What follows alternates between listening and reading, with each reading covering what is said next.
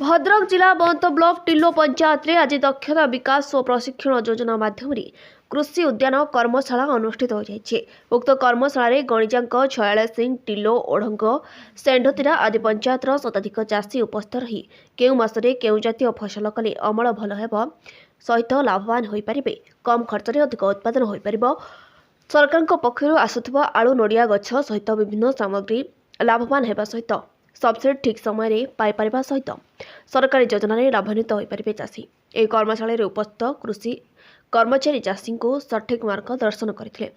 उक्त कर्मशाला बंत सरकारी कृषि उद्यान अधिकारी पायल चौधरी सभापतित्व में अनुष्ठित कर्मशाला राणीताल सहयोगी गवेषणा निर्देशक उमाशंकर नायक मुख्य अतिथि भाव जोगदे भद्रक सरकारी कृषि उद्यान अधिकारी विनोद कुमार जेना और भंडारी पोखरी सहकारी उद्यान अधिकारी शुभदर्शनी रथ प्रमुख उपस्थित थे।